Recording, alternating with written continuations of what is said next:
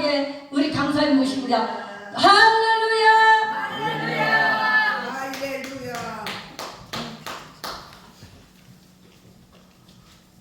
이게 생각대로 말하면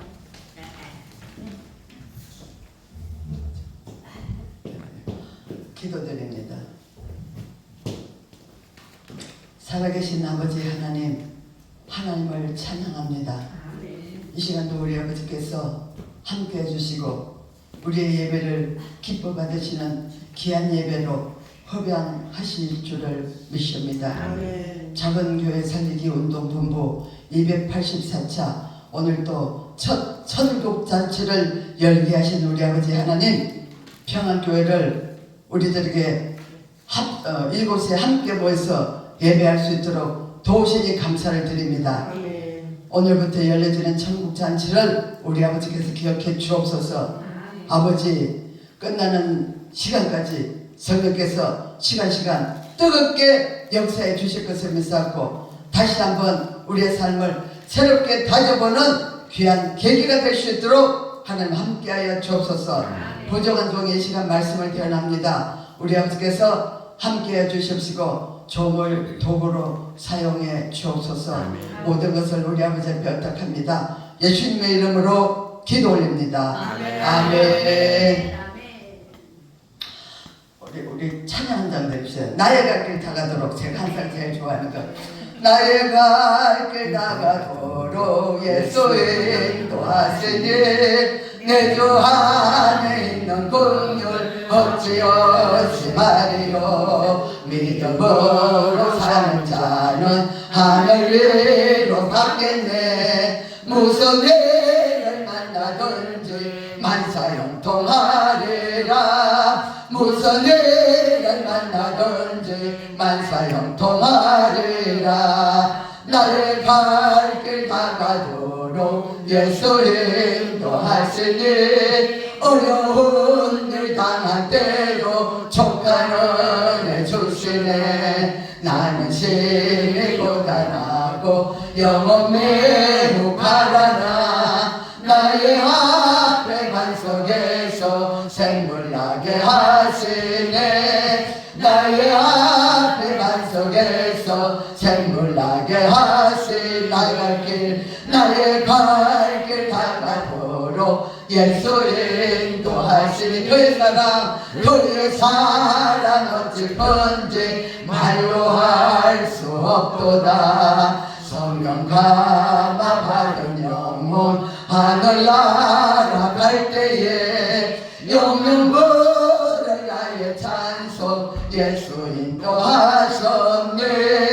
영영 부를 나의 찬송 예수 인도하셨네. 아멘. 여러분, 우리 하나님께서 우리의 일생 다가도록 우리를 지켜주실 것을 믿습니다. 오늘 야고보서 말씀을 읽었는데 20장 야고보서 2장 20절로 26절 말씀을 통해서 이 편지는 짧지만 매우 실제적입니다. 야고보서는 예수 그리스도에 대한 가르침이나 또 예수 그리스도가 우리를 위해서 행하신 것에 대해서는 거의 기록을 하지 않고 있습니다. 야고보서는 우리가 그리스도인들로서 살아야 하는 방법에 대해서 매우 비중 있고 다루고 있습니다. 야고보는 복음이나 기독교 신앙의 가르침을 알고 자신들이 그리스도인들이라고 말을 하지만 삶 가운데 그것을 나타내지 못했던 사람들을 위해서 편지를 썼습니다. 그들은 혀를 통제하지 못하고 이기적거렸으며 서로 싸웠습니다. 그들 가운데 부자들은 가난한 자들을 심하게 대했습니다. 그들은 자신들이 버려야 할 것들을, 자신들이 미래야 할 것들을 자랑을 했습니다. 거들먹거리면서 자랑했습니다. 따라서 야고보는 그들의 믿음이 참 믿음이라면은 그들의 삶 가운데 나타나야 하는 방법에 대해서 편지를 쓴 것입니다.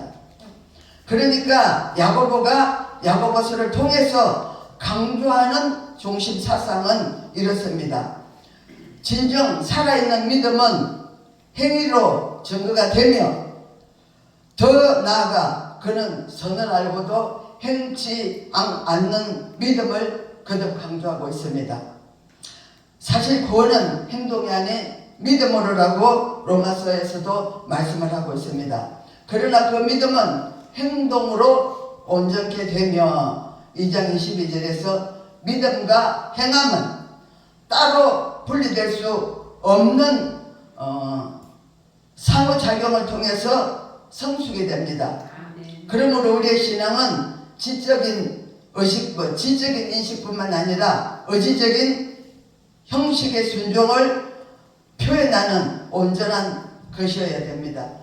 또 성도들이 당하는 시련과 고난은 믿음을 연단하는 온전케 하는 것입니다.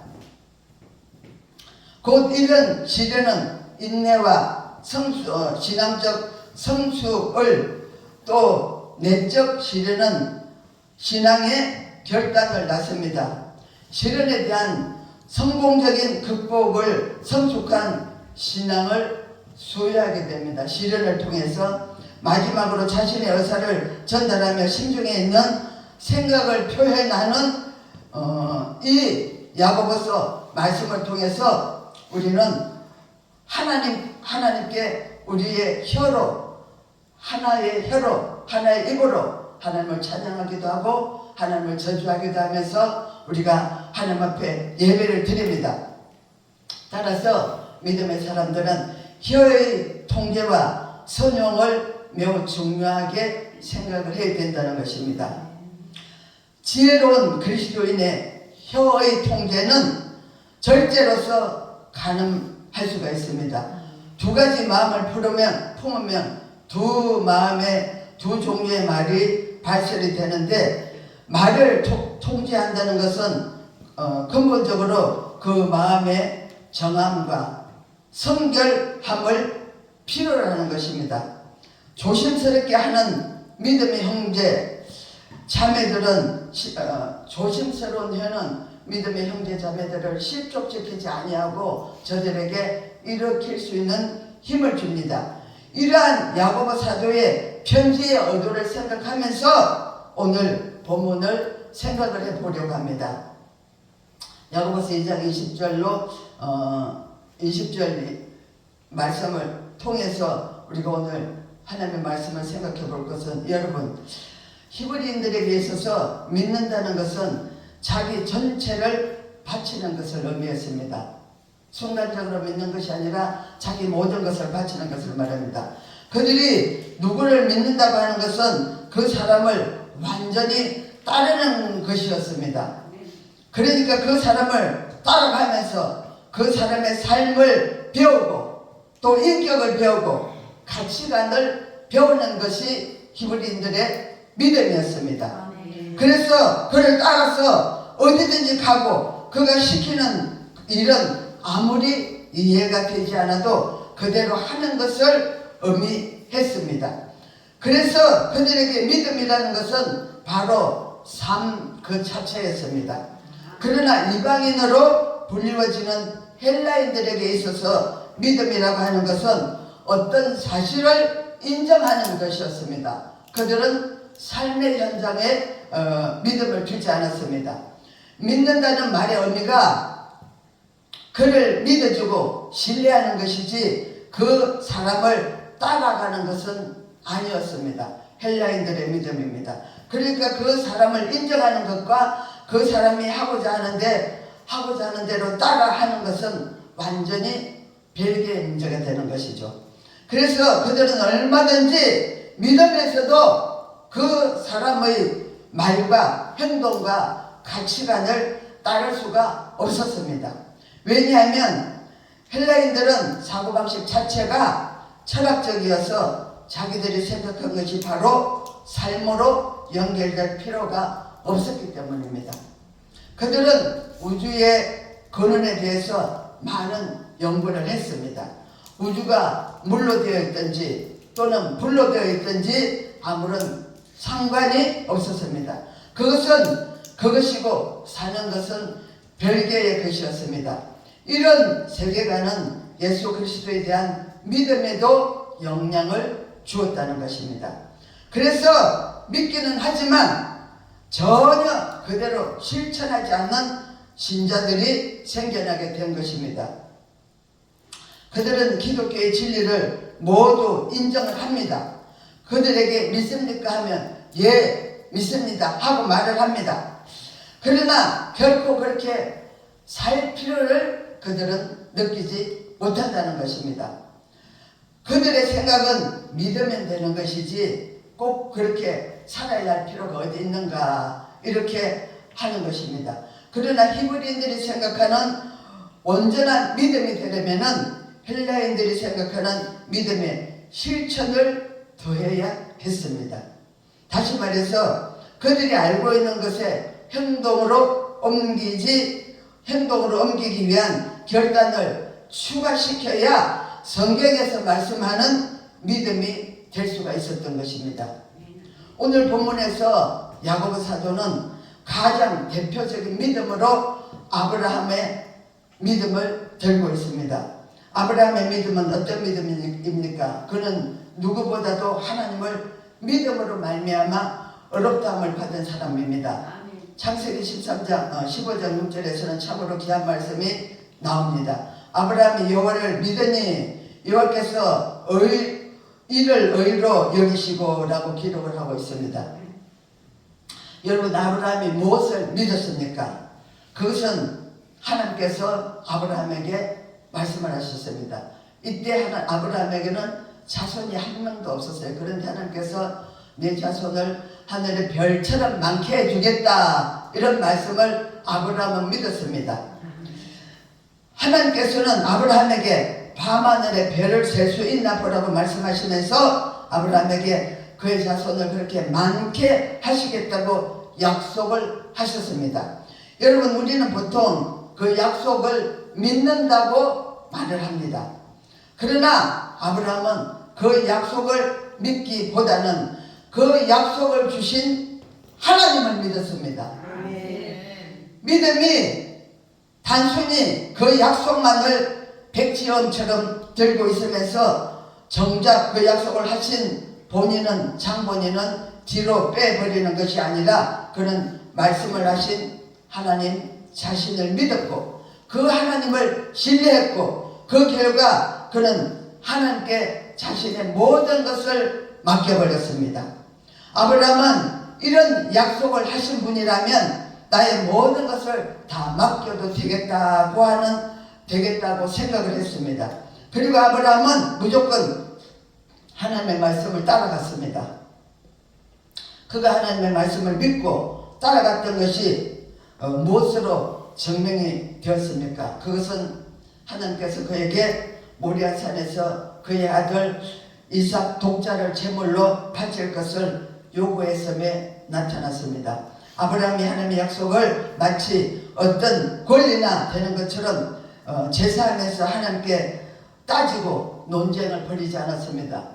여러분, 우리가 생각해 보면은 우리도 다 같은 부모입니다. 그런데 그 100세에 얻은 아들 하나, 그 아들 하나를 어떻게 하나님께서 제물로 바치라고 하는데 저는 그 마음이 참 이해가 잘 되지 않습니다. 저 같으면 그렇게 했을까? 그런데 아브라함은 하나님 자신을 믿었어요. 그 하나님의 능력을 믿었어요. 그 하나님은 내가 독자를 드릴지라도 그를 살릴 수 있을 것이라는 그런 강한 믿음이 그를 사로잡았던 것입니다. 그래서 아브라함은 철저하게 하나님을 의지했던 것입니다. 아무 의심 없이 하나님을 믿었고 하나님의 말씀에 자신의 모든 것을 의탁을 했습니다. 이런 하나님의 두 말씀이 모순되는 것처럼 들리지만 기생나합도 마찬가지로 기생나합이 하나님께서 기생나합에게 아마 천사들을 보내서 기생나합이 자기의 마음을 그 성을 버리게 하지 않았더라면 기생나합이 구원받을 수 있었겠습니까? 기생나합 역시 하나님을 신뢰하게 철저하게 신뢰하고 믿었던 것을 우리가 말씀을 통해서 알게 됩니다. 그들이라고 여러분 우리하고 성격이 똑같은 사람인데 염려가 없었겠습니까? 걱정이 없었겠습니까? 그러나 순종할 수 있는 것은 그들의 바른 믿음이었습니다. 누가 한마디 말한 것을 붙들고 나중에 그 사람에게 그것에 이런 말을 하지 않았습니까 하고 따지고 드는 것은 믿음이 아닙니다. 믿음은 한 번 믿으면 자신을 완전히 의탁하는 것이고 자신의 계산이나 방법을 완전히 포기하는 것과 똑같습니다. 하나님께 대해서 들어서 아는 것은 누구나 다 알 수 있습니다. 그러나 그 하나님을 믿고 그분께 자신의 모든 운명을 맡기는 것은 오직 믿음으로만 할 수 있습니다. 여러분 신앙은 공부가 아닙니다. 오늘날 우리 사회는 헬라식의 사고방식에 깊이 젖어 있습니다. 신앙을 공부로 생각합니다. 물론 체계적인 성경 공부가 필요 없다는 말씀은 아닙니다. 반드시 필요합니다. 그러나 그 전에 해야 할 것이 있습니다. 그것이 무엇일까요? 그것은 결단을 내리는 것입니다. 지금까지 내가 하나님 대신 의지하며 절대시하고 있는 것들에 대해서 결단을 내려야 합니다. 하나님께 온전히 자기 자신을 드리지 못하도록 막고 있는 모든 것들에 대해서 그런 것들을 제거를 하고 포기해야겠다는 결단을 내려야 한다는 것입니다. 이것은 사람들마다 모두 다 다른 것을 의미합니다. 아브라함에게 있어서의 결단은 하나밖에 없는 독자 이삭이었고 그리고 기생 라합은 그 성 자체를 배신하는 것이었습니다. 사람마다 자신을 하나님께 온전히 맡기지 못하도록 붙잡고 있는 것이 다 다릅니다. 바로 그것을 떨쳐버리고 자기 자신의 모든 결정권을 하나님께 맡기는 것, 그것은 바로 믿음입니다. 그래서 믿음을 소유하기 위해서 자기가 완전히 깨어지고 부셔져야 합니다. 우리가 믿음 안에서 깨어지고 부셔지지 아니하면은 이런 결정권들을 절대로 하나님 앞에 맡길 수는 없습니다. 삶의 원리를 바꾸는 것입니다. 여러분 예수를 믿는다고 하는 것은 기독교 사상을 배우는 것을 의미하지 않습니다. 이것은 한 사람을 배우는 예수님께서 우리에게 주신 새로운 삶의 원리를 배우는 것입니다. 기독교에서 가장 중요한 것은 한 인격입니다. 예수를 배우는 것이지 어떤 사상이나 지식을 배우는 것이 아닙니다. 에베소서 4장 19절에서 20절에서 이렇게 말씀을 하고 있습니다. 그들이 감각 없는 자가 되어 자신을 방탕에 방임하여 모든 더러운 것을 욕심으로 행하되 오직 너희는 그리스도를 그같이 배우지 아니하였느니라 이렇게 말씀을 합니다. 너희는 그리스도를 이같이 즉 이런 식으로 배우지 않았다는 것은 그리스도는 그런 식으로 살지 않으셨다는 말씀입니다. 우리는 모두 그리스도를 통해서 새로운 삶의 방식을 배웠습니다. 그것은 하나님께 자기 자신을 주장하지 않고 복종함으로써 하나님의 온전한 능력이 나에게 이루어지는 것입니다. 우리는 이 방식을 끊임없이 연마해야 합니다. 우리 안에는 작은 욕심과 자존심과 나태함 그리고 나태함 때문에 끊임없이 자기 주장과 자기 방식이 살아납니다. 그러나 계속 비틀거리면서 하나님께 내 자신을 복종시키는 이 방법을 배워야만 합니다. 오늘날은 모두 다 자기가 신이고 자기가 하나님입니다. 사람들은 지식만 많이 쌓으면은 그것이 전부 자기 것이 된 것처럼 생각을 합니다. 그 지식대로 살지 않은데 무슨 소용이 있겠습니까? 그것을 가지고 여러분 무엇을 하겠습니까?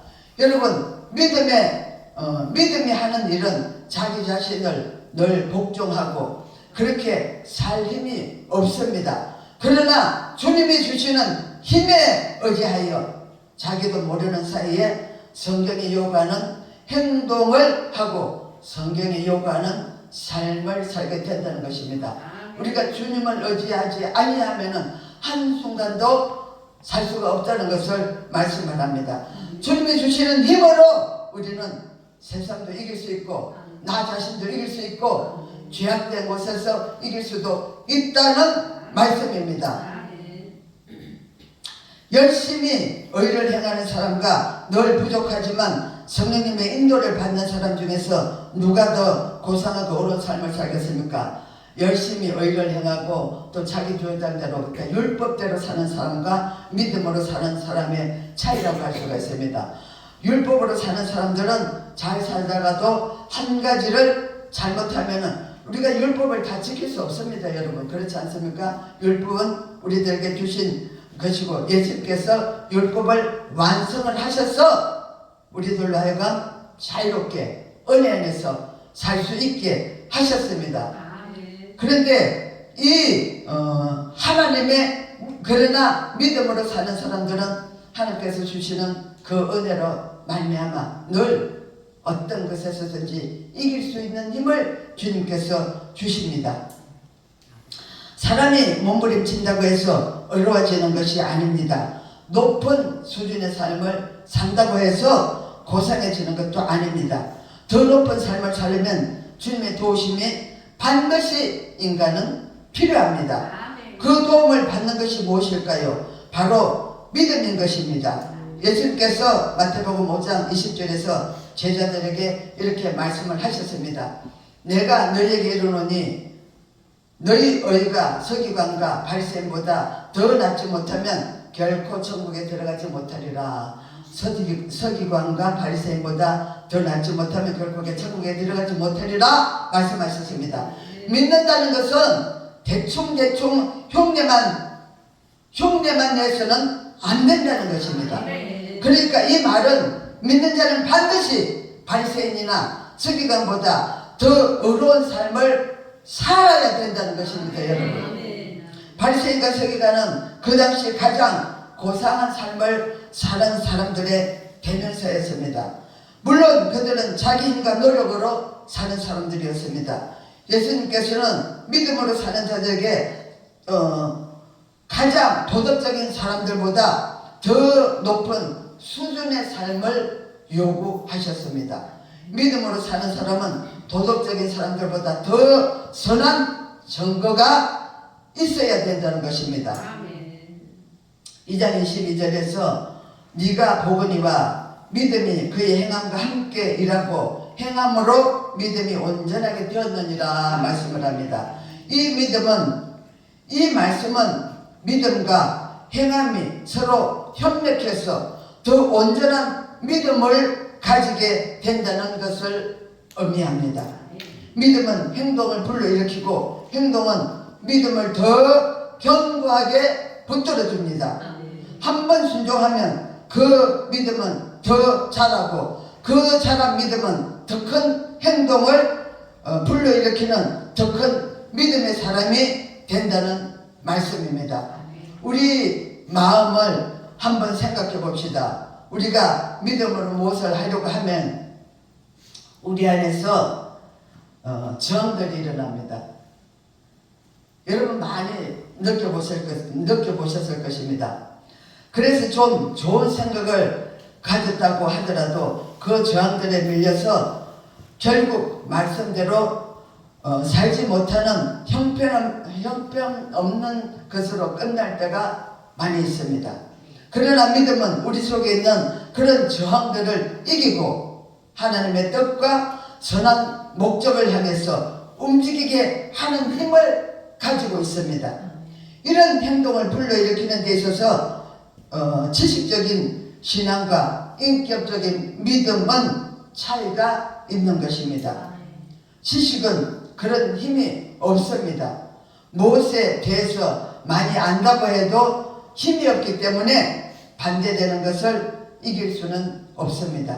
결국 반대 의견에 굴복해서 주저앉고 맙니다. 그러나 인격적으로 주님께 맡기는 신앙은 그 모든 반대를 물리치고 옳다고 믿는 것을 향해서 의심 없이 계산하지 않고 따라갑니다.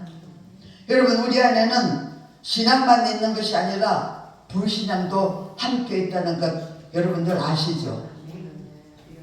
사람 속에 얼마나 간사한지 우리는 우리의 신앙을 행동으로 옮기는 데 있어서 돈이 걸려 있거나 또 자존심이 걸려 있으면 그 마음이 수없이 변하고 생각이 뒤집어집니다.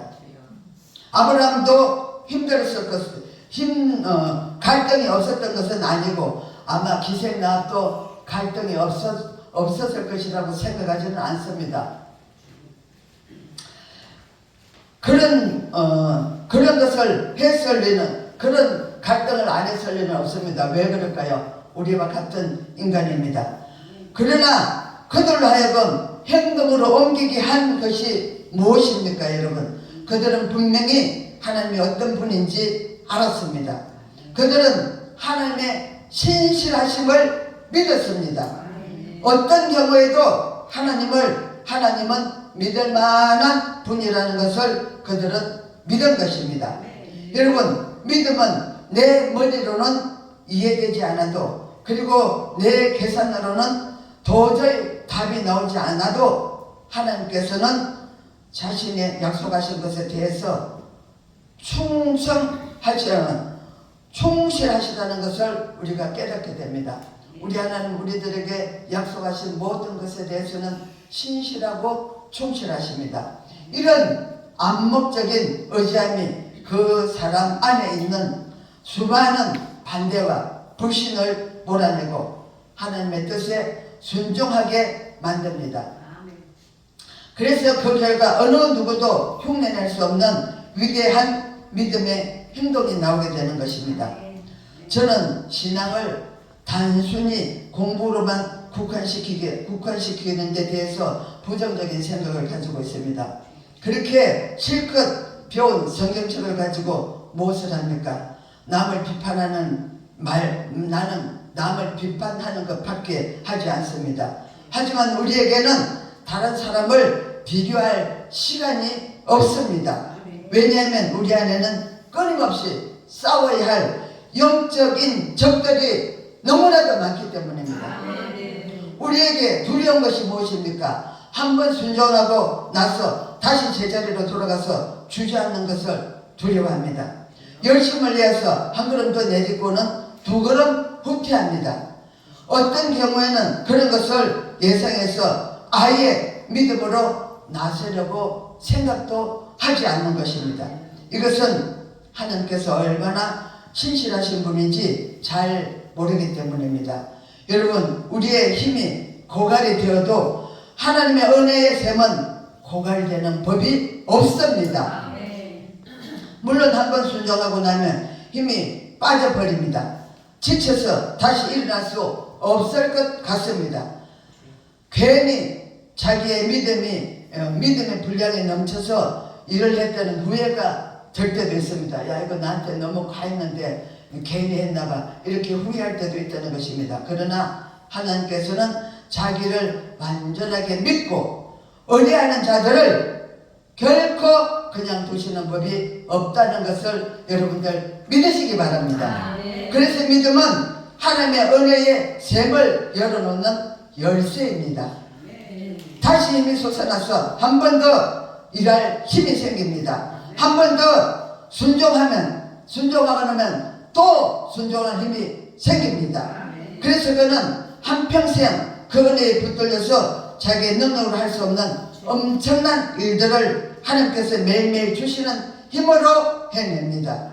여러분, 믿음 안에는 하루하루 자라가는 작은 행동의 씨가 들어있습니다. 그래서 위대한 믿음의 사람은 한순간에 만들어지지 않습니다.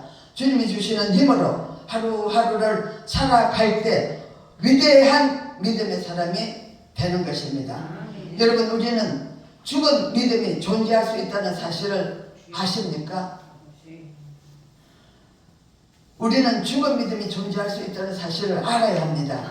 26절입니다. 영혼 없는 몸이 죽은 것 같이 행함이 없는 믿음은 죽은 것이니라. 우리 생각에는 믿음이 영혼이고 행동이 몸인 것 같은데 그것이 아니라 몸이 믿음이고 행함이 영혼인 것처럼 표현을 하고 있습니다. 그것은 하나님의 뜻에 자신을 맡기는 행동이 신앙에 있어서 우리 몸을 영혼처럼 중요한 부분이라고 강조를 하는 것입니다. 그러므로 하나님께 자신을 맡기는 헌신이 없으면 그 신앙은 죽은 것입니다. 아무런 소용이 없다는 말씀입니다. 20절에 보면은 아하 헛하는 사람아 행함이 없는 믿음이 헛것인 줄 알고자 하느냐. 여기서 헛것이라고 표현을 하는데 이 헛것은 고장난 기계와 같이 작동하지 못하는 믿음을 말합니다. 믿음은 작동을 해야 살아있는 것입니다. 그러나 헬라인처럼 머리로만 인정하는 믿음은 움직여지지 않고 고장난 것과 같다는 것입니다. 무슨 급한 일이 있어서 문을 열어야 하는데 문이 열리지 않습니다. 열쇠는 가지고 있지만 그것이 잘 맞지 않습니다. 아무리 돌려도 열리지가 않습니다. 이것은 아무도 통하지 않는 주술가의 주술과도 같습니다. 여러분, 그러므로 우리가 꼭 필요한 것이 무엇일까요? 살아 움직이는 믿음이며 하나님의 무한한 능력의 샘을 길어올 수 있는 믿음입니다. 이 믿음은 우리 하나님의 무한한 샘을 항상 길어 올릴 수 있는 믿음입니다. 여러분, 하나님께 자신을 맡기셨습니까? 그러면 믿음으로 그 은혜의 문을 두드리시기 바랍니다. 분명히 무엇인가 작동하고 열릴 것입니다. 그러나 혹시라도 하나님 때문에 세상의 재미나 기능성을 놓칠까봐 전전긍긍하는 자들은 믿는 형식은 가지고 있지만 한 번도 행동하지 않는 믿음으로 남을 것입니다. 여러분, 그런 죽은 믿음은 절대로 천국 문을 열지 못합니다. 자기 영혼도 구원하지 못하는 믿음입니다. 그런 믿음을 가지고 어떻게 다른 사람의 영혼을 구원하겠습니까? 다른 사람에게 보이기 위해서 전시용으로 가지고 믿는 믿음의 사람들도 있다는 것입니다. 그리스도를 거부하지만 않으면 자동적으로 신앙인이 된 것처럼 생각합니다. 그러나 그런 신앙은 말씀대로 움직여지지 않습니다. 하나님이 얼마나 전능하시며 신실하신 분인지를 믿는다면은 그분의 손에 자신의 아주 작은 부분까지 맡겨 드리는 것이 믿음입니다. 자신의 마음을 사로잡아서 걱정되고 잠 못 이루는 일부터 맡기시기 바랍니다. 그런 모든 문제들도 작은 문제든 큰 문제든 주님 앞에 여러분 기도로 맡기시고 하나님께 기도로 말씀을 드리면서 그 염려가 내 기쁨을 빼앗지 못하도록 전적으로 100% 하나님 앞에 맡기는 여러분들 되시길 바랍니다. 제가 우리 아이 중에 한 놈이 믿음이 그래도 괜찮은 놈이 있는데 이런 어느 날 예배를 마치고 가면서 이럽니다. 어머니, 교회 나와서 기도를 드릴 때는 마음의 근심을 걱정을 다 틀어놓고 평안했답니다. 그런데 교회 문을 나가면은 이 근심이 또 자기를 괴롭힌다는 거예요.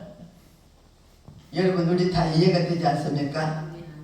이것들 작은 것, 큰 것까지라도 다 하나님 앞에 100% 맡기시면 하나님께서 여러분들의 문제를 해결하신다는 것입니다. 여러분, 이것이 믿음이라는 것입니다. 어느 누구도 손댈 수 없는 내 자신의 자존심이나 부끄러운 치부까지도 하나님께 맡기면 얼마나 놀라운 해방감이 넘치는지 경험을 하게 됩니다. 하나님은 그런 사람을 벗이라고 부르십니다. 23절에 보면 이에 경에 이른 바 아브라함이 하나님을 믿으니 이것을 의로 여기실 때는 말씀이 영하였고 그는 하나님의 벗이라 칭함을 받았나니 이렇게 말씀을 합니다. 아브라함이 이삭을 바쳤을 때 하나님께서 아브라함을 벗이라고 부르셨습니다. 그런 사람이야말로 이 세상에 멸망과 구원을 함께 의논할 수 있는 벗이라고 또 동력자라고 할 수 있는 것입니다. 오늘날 우리는 믿는 것과 행하는 것을 별개로 생각을 합니다. 믿기는 하지만 전혀 다른 방식으로 행동할 수 있는 문화 속에서 지금 우리는 이 세상을 살아가고 있습니다. 그렇게 산다고 해서 비난하는 사람도 없습니다. 그러나 그런 믿음은 절대로 열매를 맺지 못합니다. 여러분, 우리는 아무도 완전하지 않습니다. 완전한 사람은 없습니다. 우리가 다른 사람에 대해서 이러쿵 저러쿵 말할 이유는 없을 것입니다.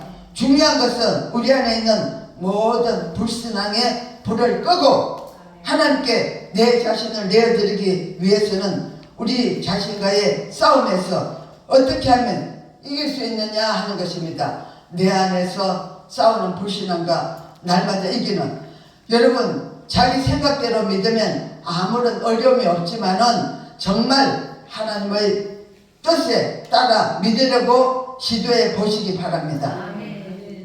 자기 안에 얼마나 많은 적이 있는지 알게 될 것입니다.